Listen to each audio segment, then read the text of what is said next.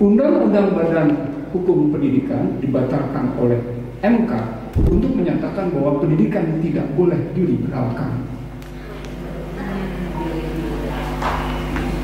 Kita sudah tahu, tapi kemudian diudah lagi dengan ada sampai akhirnya sekarang kampus otonomi dampaknya liberal habis.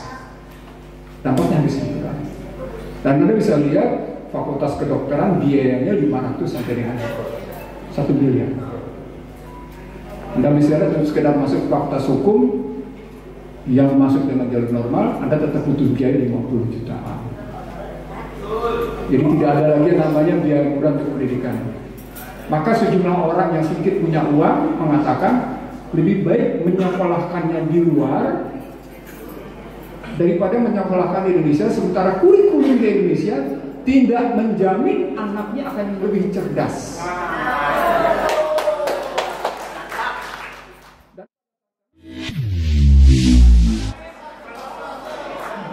Ini patut dilestarikan bangsa Indonesia ini. Karena ekonomi yang tertinggal. Insya Allah panjang umur dan sehat walafiat.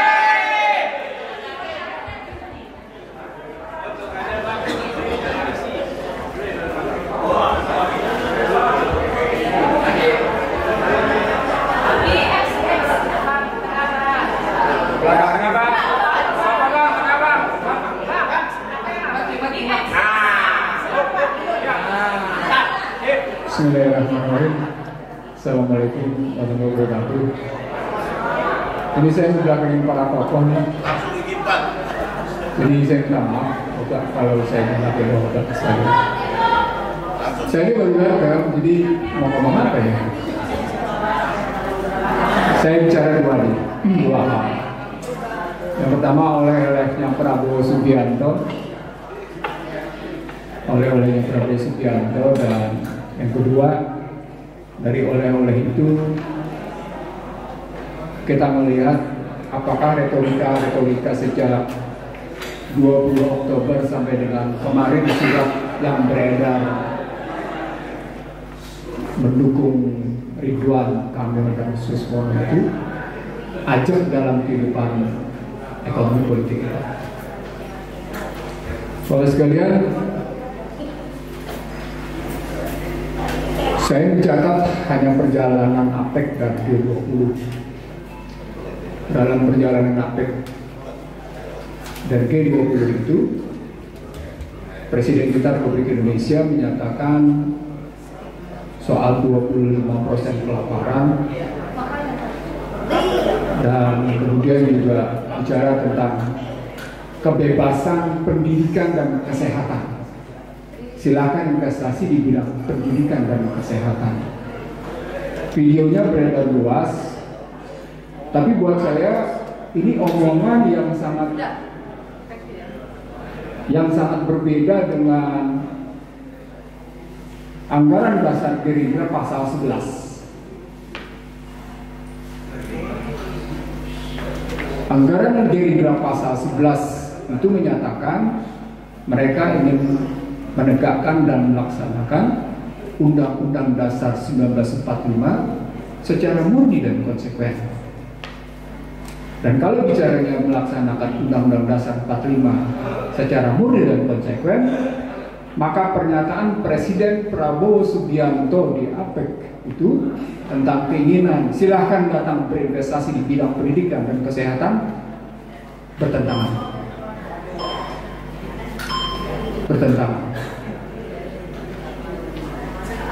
Saya bahkan ketika ini kajiannya bukan kajian bercanda, tapi kajian pakai otak sedikit.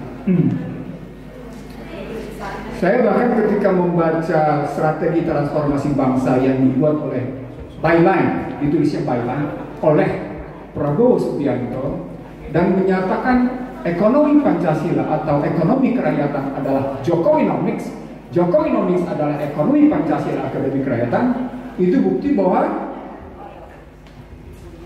ada yang salah. Seketika di channel saya, IC The Real Show, dan di beberapa tempat saya menyatakan ini bukti bahwa sesungguhnya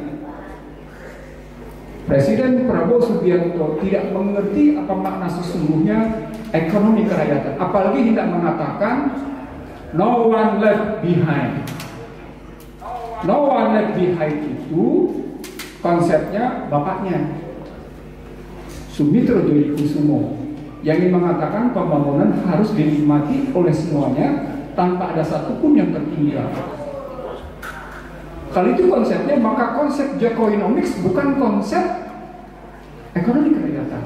Tapi bagaimana dia tulis dengan Thailand, strategi transformasi bangsa sebagai ekonomi kerakyatan, ekonomi Pancasila, kalau dalam istilah saya ekonomi konstitusi, itu sama dengan Jokowinomics. Ini bentuk misleading interpretation, satu pemahaman yang sesat. Ulang, ini bentuk misleading interpretation, satu pemahaman yang sempat. Dibuktikan kembali dengan pidato di APEC bahwa pendidikan dan kesehatan diliberalkan. Undang-undang Badan Hukum Pendidikan dibatalkan oleh MK untuk menyatakan bahwa pendidikan tidak boleh diliberalkan. Kita sudah tahu, tapi kemudian diudah lagi dengan ada sampai akhirnya sekarang kampus otonomi dampaknya liberal habis. Dampaknya habis liberal. Dan Anda bisa lihat fakultas kedokteran biayanya 500 sampai dengan 1 miliar. Anda bisa lihat untuk sekedar masuk fakultas hukum yang masuk dengan jalur normal, Anda tetap butuh biaya 50 jutaan. Jadi tidak ada lagi namanya biaya murah untuk pendidikan. Maka sejumlah orang yang sedikit punya uang mengatakan lebih baik menyekolahkannya di luar daripada menyekolahkan di Indonesia, sementara kurikulum di Indonesia tidak menjamin anaknya akan lebih cerdas. Dan pada saat sama ketika dinyatakan pendidikan diliberalkan, maka ada 4 kesalahan Bapak Ibu sekalian. Saya kira ini bentuk kesalahan yang amat sangat mendasar dalam cara berpikir para tokoh bangsa. Saya ingin mengatakan ini kesalahan amat sangat mendasar dalam cara berpikir para tokoh bangsa di negeri ini. Dunia pendidikan digawangi oleh 4 pihak. Gawang pertama adalah pemerintah sebagai teladan. Dia mengajarkan satu sikap, satu perilaku politik, satu pandangan politik tentang bagaimana seharusnya warga negara bersikap. Itu dicerminkan oleh pemimpinnya, pemimpinan nasional, dimulai dari presiden sampai kepada pemimpin-pemimpin lembaga negara, sampai kepada tokoh-tokohnya. Ketika pemimpin negara itu perilakunya tidak konsisten, ketika perilaku negara itu, pemimpin negara itu menunjukkan bukan teladan yang baik, maka dia patut ditinggalkan. Dia tidak boleh contoh. Maka itu berarti terjadi kegagalan pertama. 10 tahun pertama di era Joko Widodo, saya orang pertama yang menulis "Shame on you, Joko Widodo". Anda buka jejak digital saya, nampak saya menyatakan pada tanggal 17, 18, dan 19 September 2014 artikel saya berjudul "Shame on you, Joko Widodo". Apa poinnya? Joko Widodo bukan teladan. Hei, engkau telah mempermalukan sesungguhnya.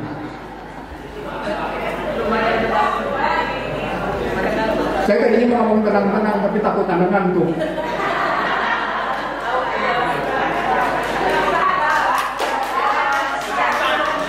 Saya mau ngomong tenang-tenang. Kan saya dituding sama Refli sebagai siapapun presidennya, Ihsanuddin Nursi oposannya. Refli yang ngomong kayak gitu, bukan gua. Dan gaya ngomong yang meledak-ledak. Saya bisa ngomong tenang-tenang seperti tadi. Tapi ketika saya ngomong tenang-tenang, saya lihat Bapak Ibu ngantuk. Saya terusin, Bapak sekalian. Jadi yang pertama adalah soal keteladanan. Pertanyaannya, kalau Joko Widodo tidak pernah bisa jadi teladan, pertanyaan berikutnya, Prabowo Subianto yang menyatakan akan menegakkan Undang-Undang Dasar 45 secara murni dan paksa bisa jadi teladan nggak kalau mau begitu? Surat kemarin itu bukti nyata bahwa dia tidak bisa diteladan. Surat kemarin itu menunjukkan bahwa namanya Ridwan Kamil dan Susmono sudah kejepit karena 5 hal. Bogotoh, menghina Jakarta, soal janda, menghina Nabi, ya kan? Lelaki gemulai. Loh, Mbak, itu saya cuma nangkep omongan di bawah. Saya cuma nangkep omongan di bawah, begitu. Nah, saya nggak lebih dari itu. Saya sampai menilainya kayak gini. Kebetulan bawa masalah dari Bandung. Ini ada teman saya dari Bandung, cuma waktu itu dia nggak hadir aja. Saya dihadiri sama teman-teman Bandung karena saya tidak mendukung Ridwan sebagai wali kota dan Ridwan sebagai gubernur. Saya ulang di Jakarta, gue kan kenal Ridwan. Dia nggak kenal gue nggak apa-apa, tapi gue kenal dia.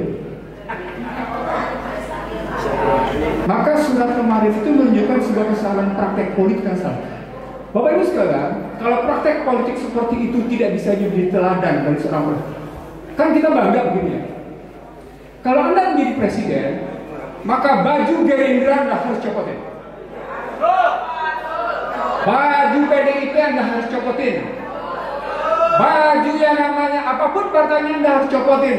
Anda adalah anak bangsa, anak negara terbaik untuk memimpin bangsa ini. Dan ketika Anda bawa tetap partai di depannya, maka sesungguhnya Anda menjadi pemimpin kelompok. Anda bukan pemimpin bangsa, Anda bukan pemimpin negara.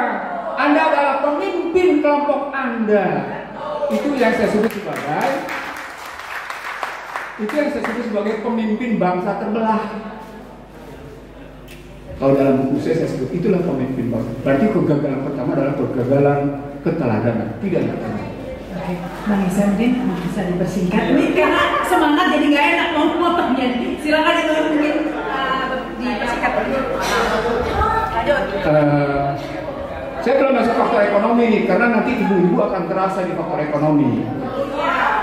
Di faktor ekonominya, apa yang dilukiskan di publik tentang faktor ekonomi itu masih secuil. Lanjut Pak, lanjut. Masih secuil. Yang kedua adalah kegagalan lembaga pendidikan formal. Nadiem adalah tokoh yang ditugaskan memang untuk meluluh lantahkan bangsa ini sehingga kurikulum merdeka menjadi merdeka di mana anak SD SMP tidak bisa berhitung 2 tambah 2 berapa? Jadi kalau ingin meluluh lantahkan sebuah bangsa, luluh lantahkan yang namanya pendidikan. Saya mau tanya sama Anda, ketika Prabowo menyatakan please come to my country, we are open to the education, we are open in heart. Maka pertanyaan berikutnya, apakah negara maju terbuka untuk diintervensi dunia pendidikannya? Hingga hari ini Amerika saja tetap bertanggung jawab terhadap bangsa dan negaranya lewat yang namanya state university. Jadi nggak serta-merta diliberalkan. Yang kedua, kita gagal di lembaga formal tadi, lembaga formal. Ini bukan hanya lembaga pendidikan umum. Saya ingin mengatakan sama Anda, terutama pada mereka yang merasa dirinya sebagai ulama, tokoh, atau ustadz. Pesantren pun gagal. Pesantren pun gagal. Kenapa? Karena mengambil yang namanya model kurikulum barat. Apa indikatornya? Pesantren mana yang punya kemampuan mengajarkan metodologi pada santrinya? Pesantren mana yang mengajarkan kekuatan analis pada santrinya? Tunjukkan satu saja di Indonesia, ada? Tunjukkan satu aja. Saya kebetulan keliling di kawasan pesantren Jawa Timur. Ada beberapa pesantren di Jawa Barat yang coba mengeluarkan metode semantik, tapi tidak gagal. Itu yang kedua. Yang ketiga, kegagalannya lembaga ibadah. Anda bisa lihat masjid, Anda bisa lihat gereja, Anda bisa lihat namanya media sosial berantakan karuan. Kenapa? Karena masjid diintervensi. Habis-habisan. Gereja ya tentu mereka menikmati. Saya percepat karena Rahma minta saya mempercepat. Saya sendiri tertarik untuk mengajak Bapak Ibu, yuk kita jangan cuma ngoceh. Yuk kita bertindak karena ada sebuah kesadaran yang salah dalam dunia pendidikan. Dan ujungnya yang keempat, kesalahan pendidikan di rumah tangga, di mana bapak tidak bisa menjadi teladan, ibu tidak bisa mengajarkan yang namanya soft skill. Ulang, bapak tidak bisa menjadi teladan dalam format berpikir, format bersikap, format pendidikan, tapi pada saat sama ibu tidak bisa mengajarkan soft skill, satu pelajaran sederhana untuk kebaikan hubungan, kesantunan hubungan. Maka Anda bisa lihat yang namanya Gen Z itu perilakunya kayak apa. Empat-empatnya gagal. Kalau empat-empatnya gagal, dunia pendidikan kita kayaknya gimana? Jadilah niretik. Maka kehadiran Bufu Fafa, maka kehadiran yang namanya bocil jadi wapres, lu tuh niretik, lu tuh nirmoral, itu disebabkan kegagalan pendidikan. Lalu kemudian terbelalak kita dengan pendidikan luar, dengan sertifikat dari luar, padahal diragukan sertifikatnya. Artinya apa? Double kegagalan kita.